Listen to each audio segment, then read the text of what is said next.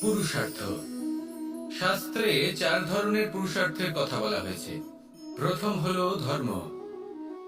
আপনি কি জানেন এই ধর্ম আসলে কি? আপনার কি মনে হয় ধর্ম আসলে কি? কোনো বিশেষ ঈশ্বরকে মানাই কি ধর্ম বলা হয়?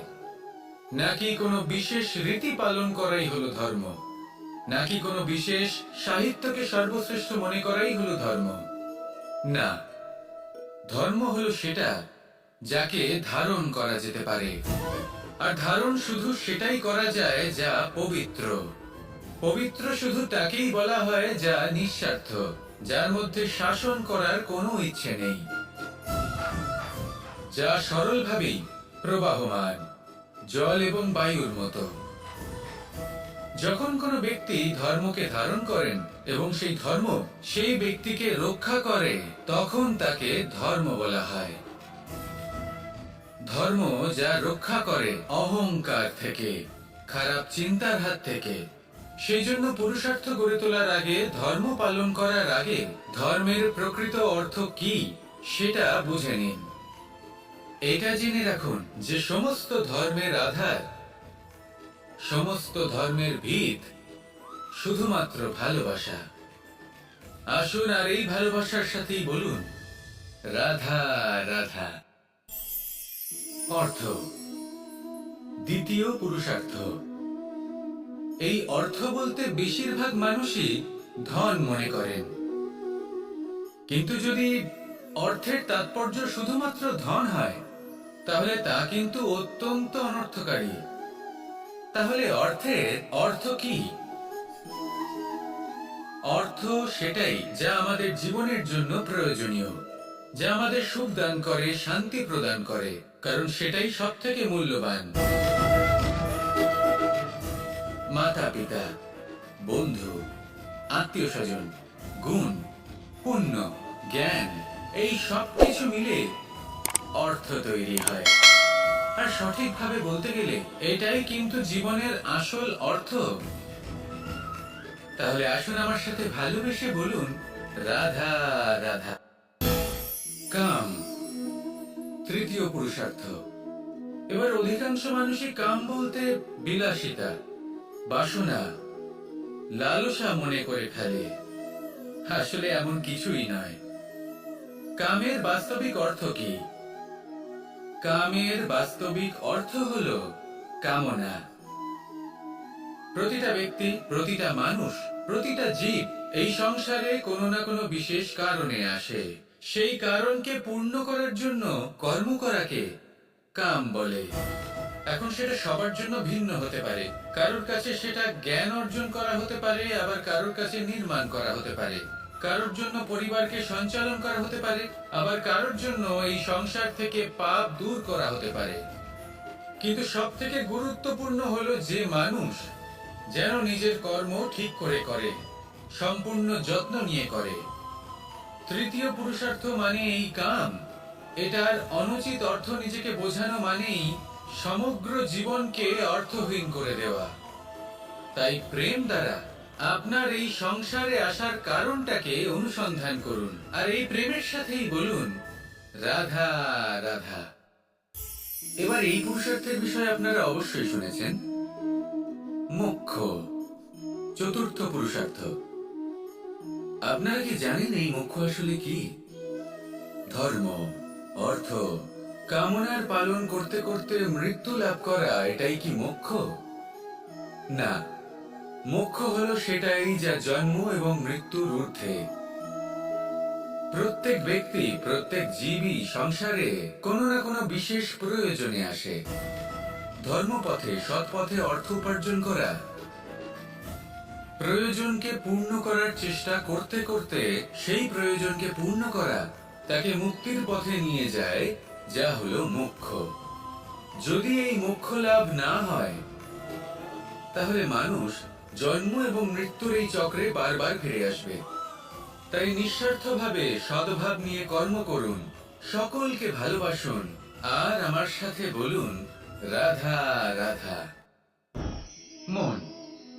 জীবনে যখনই কোনো বস্তু বা সুখ স্বাচ্ছন্দ্য অধিক মাত্রায় আপনার কাছে চলে আসে, তখন নিজেকে শ্রেষ্ঠ মনে করার একটা প্রবণতা দেখা যায়, যা হয় আত্মবিশ্বাসে পরিণত হয়, নয়তো অহংকারে। এবার আত্মবিশ্বাস আর অহংকারের মধ্যে অনেক বড় পার্থক্য রয়েছে। আমি এটা করতে পারি, আমি ওটাও করতে পারি, এ হলো আত্মবিশ্বাস। শুধুমাত্র আমি এটা করতে পারি, শুধুমাত্র আমি ওটাও করতে পারি, আমি হলাম সর্বশ্রেষ্ঠ, এটা হলো অহংকার। এবার এই অহংকারের ধ্বনি অনেক দূর প্রবাহিত হয়, আর এর প্রহার সর্বপ্রথম আপনাকে বিপর্যস্ত করে। এবার এই অহংকার এর বিপরীত শব্দ হলো বিনয়, অর্থাৎ নিজের ঊর্ধ্বে উঠে অন্যের বিষয় ভাবনা চিন্তা করা, সংসারের বিষয় ভাবা। এই বিনয়ী হবার চেষ্টা করুন, একের থেকে অনেক হওয়ার চেষ্টা করুন এবং একসাথে থাকার চেষ্টা করুন। নিশ্চিত রূপেই আপনি বিকাশের কারণ হবেন। মত্ততা থেকে নিজেকে দূরে রাখুন, অহংকার থেকে নিজেকে দূরে রাখুন। এই মন প্রসন্ন হয়ে বলবে, রাধা রাধা। কামবোধ, এটাই আপনার অন্তরের প্রথম শত্রু। বেশিরভাগ মানুষই কামবোধ বলতে লালসা বোঝেন, কিন্তু এটা সম্পূর্ণ সত্য নয়। কামের আসল অর্থ হলো কামনা। এটা খুবই সহজ ব্যাপার। মনুষ্য শরীর থাকলে, মানুষের মন থাকলে এই কামনা অবশ্যই থাকবে। এবার এটাই দেখতে হবে যে এই কামনা নেতিবাচক কামনা নাকি ইতিবাচক কামনা। অন্য কারোর জিনিসে নজর দেওয়া, অন্য কোনো মানুষের উপর নজর দেওয়া, কোনো অনুচিত বস্তুর দিকে নজর দেওয়া, এই নেতিবাচক কামনা। আর এই দুষ্কামনা মানুষকে দিয়ে অপকর্ম করাবেই করাবে। তাই মনে রাখবেন, যে ব্যক্তি নিজের কামনাকে নিয়ন্ত্রণে রাখতে পারেন, তিনি সঠিক পথেও থাকেন, সঠিক লক্ষ্যে পৌঁছতেও পারেন। যিনি কামনা নিয়ন্ত্রণে রাখতে পারেন না, তিনি তার পথও হারিয়ে ফেলেন এবং লক্ষ্যচ্যুতও হন। তাই মনে রাখবেন, নিজের কামনাগুলিকে নিয়ন্ত্রণে রাখুন। কাম নামক এই শত্রুর উপর বিজয় লাভ করুন, আর আমার সাথে ভালোবেসে বলুন, রাধা রাধা।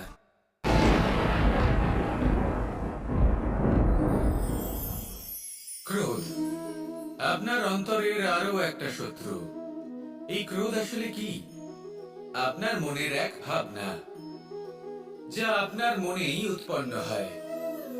এই মন আত্মার সাথে যুক্ত থাকে। এখন একটা ভাবনা যা আত্মার সাথে যুক্ত থাকে, তাকে অনুচিত কেন বলা হয় সেটা বোঝার চেষ্টা করুন। ক্রোধ কখনো কখনো জরুরি হয়, বিশেষ রূপে তখন যখন আপনি সঠিক পক্ষে দাঁড়িয়ে রয়েছেন এবং সামনের ব্যক্তি অধর্মের পক্ষে রয়েছেন আর বিনম্রভাবে মানছেন না। যেমন শ্রীরাম ক্রুদ্ধ হয়েছিলেন সাগরের ওপর, ওটা উচিত ছিল, আর তা ততক্ষণই উচিত যতক্ষণ আপনি ক্রোধকে নিয়ন্ত্রণ করছেন। যদি ক্রোধ আপনাকে নিয়ন্ত্রণ করতে শুরু করে, তাহলে পরিস্থিতি এমনও হতে পারে, ধরুন একজন ব্যক্তির প্রতি ক্রোধের কারণে আপনি তার ক্ষতি করতে চান। আপনি একটা কয়লা হাতে নিলেন, আর সেই কয়লা সামনের ব্যক্তির ক্ষতি করার পূর্বে আপনার হাত জ্বালিয়ে দেবে। ব্যাস, ক্রোধ এটাই করে। সর্বপ্রথম আপনার ক্ষতি করে, আপনার বিবেক হরণ করে নেয়, আপনি আপনার নিয়ন্ত্রণ হারিয়ে ফেলেন আর সবকিছু নষ্ট হয়ে যায়।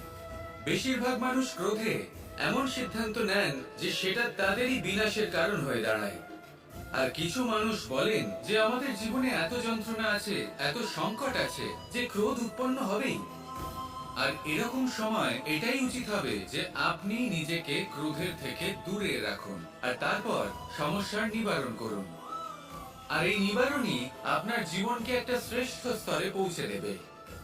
তাহলে ক্রোধ থেকে দূরে থাকুন, সুপ্রসন্ন থাকুন, আর আমার সাথে ভালোবেসে বলুন, রাধা রাধা। আলস্য আপনার আরো একটা অত্যন্ত বড় শত্রু, যা আপনার মনের মধ্যে বসবাস করে আর ধীরে ধীরে আপনার কার্য শরীরের একটা অংশ হয়ে ওঠে। সব কাজে দেরি করিয়ে দেয়, সবকিছু নষ্ট করে দিতে পারে এই আলস্য। এই কাজ আজকে হলো না, কোনো ব্যাপার নয়, কালকে করে নেব। প্রকৃতি আমাদের এটা শেখায় না। ভেবে দেখুন, যদি সূর্য এটা ভাবে যে কাল উদিত হব না, কিছুদিন পরে উদয় হব, তাহলে কি হবে? সমগ্র পৃথিবীর বিনাশ হয়ে যাবে। ঠিক কি না? দেখুন, এই আলস্য নিয়ে খুব সুন্দর একটা কথা আছে। আলস্যস্য কুতো বিদ্যা। অর্থাৎ যিনি অলস হয়ে বসে থাকেন তিনি বিদ্যা লাভ করেন না, জ্ঞান লাভ করেন না। আর জ্ঞান না থাকলে তিনি ধন অর্জন করতে পারেন না। তার জীবনে সুখ স্বাচ্ছন্দ্যের অভাব থাকে, বন্ধুর অভাব থাকে। যেখানে সুখ স্বাচ্ছন্দ্য নেই, মিত্র নেই, আপনজন নেই, জ্ঞান নেই, সেখানে আনন্দ কিভাবে বাস করতে পারে? সেজন্য কথায় আছে, যিনি কর্ম করেন তিনি এই সংসারে যে কোনো সুখ স্বাচ্ছন্দ্য ভোগ করতে পারেন। তাই কর্ম করুন, সময়কে সম্মান করুন, আর এই আলস্যের উপর বিজয় লাভ করুন।